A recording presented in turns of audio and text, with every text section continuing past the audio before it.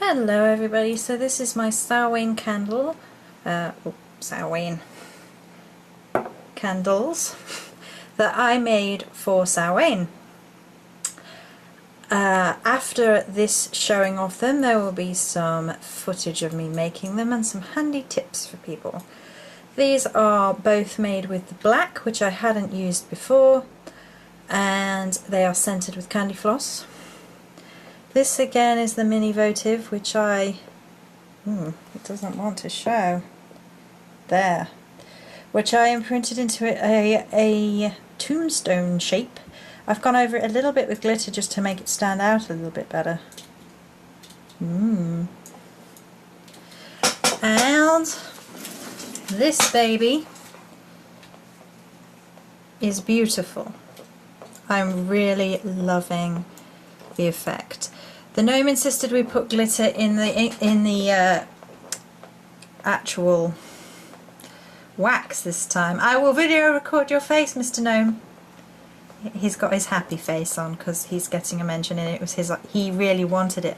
And look at how that looks in the middle. You see right round the wick there? That's inside the candle, inside the wax, so I can see. That's incredible. I had to trim the wick this time because apparently black dye in your candle is a lot more volatile than the usual creams I use. Well, I usually use.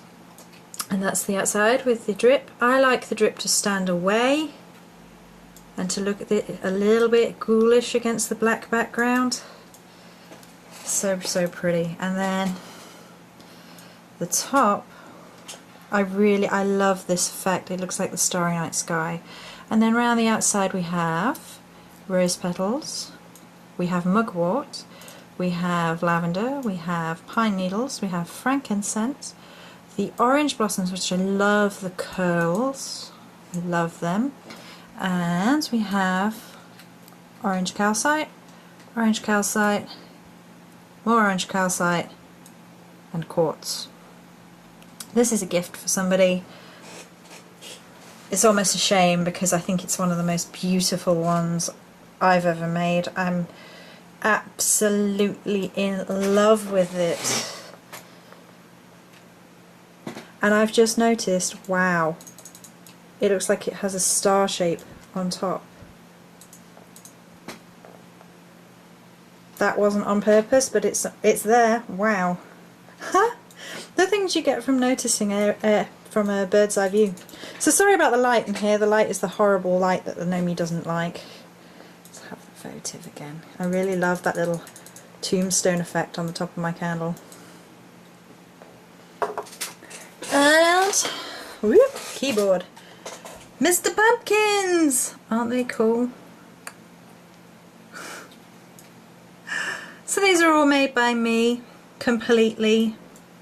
There will be a bit of footage at the end with some tips and making advice and showing me making them. So there you go, folks. Many blessings.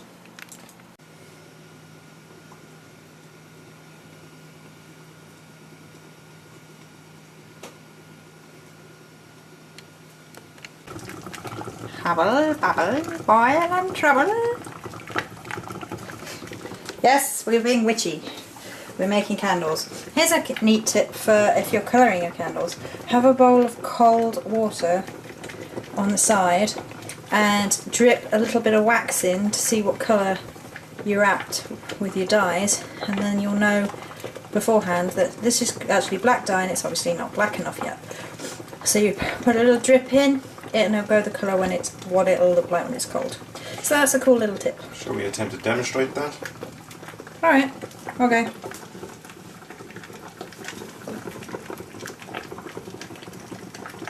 Oh, that's much blacker.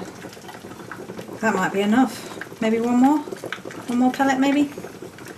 So there you go, that's a neat little trick, neat little tip. You can see the colour difference there as well. Blessings! Hi guys, so it's Joey or Rowan, and this is my first venture into black candles.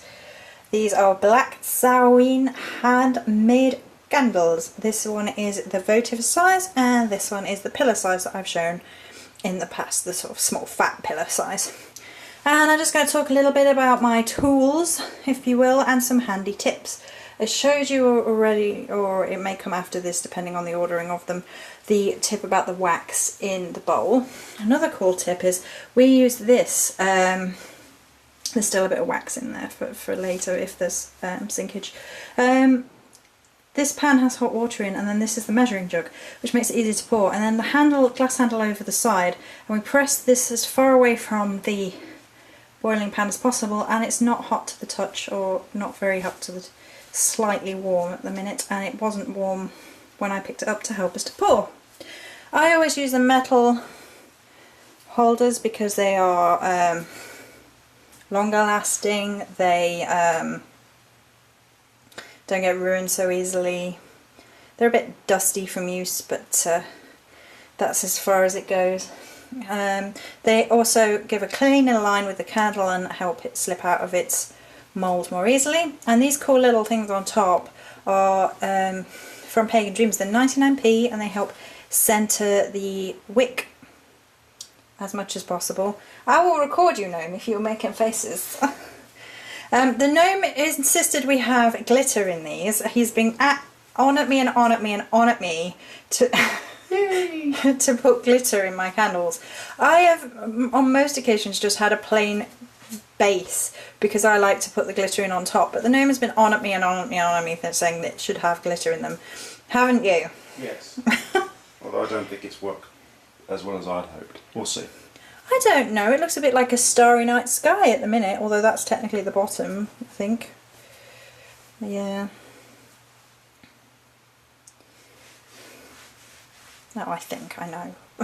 Anyway, so they do have glitter in, and they also have candy floss perfume in them. I've used the odd perfume before, I've used vanilla, and I've used camphor oil, but this is the first sort of themed one for Samhain.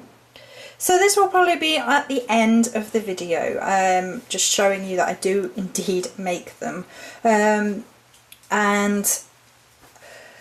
I will not probably record the stage where I add herbs and my energies and crystals and I bless everything, because it's a huge personal thing for me. I commune with Goddess, I open a circle, I bless every single herb, I channel the Goddess through me as I do it. And there's a hugely personal, private, spiritual experience for me that as I'm creating them, and that's why they look so amazing when they're finished, in my personal opinion, because the Goddess has had her say with it.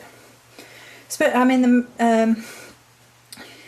the Mabon one especially, it was her inspiration to crush up leaves and use crushed up autumn leaves in it.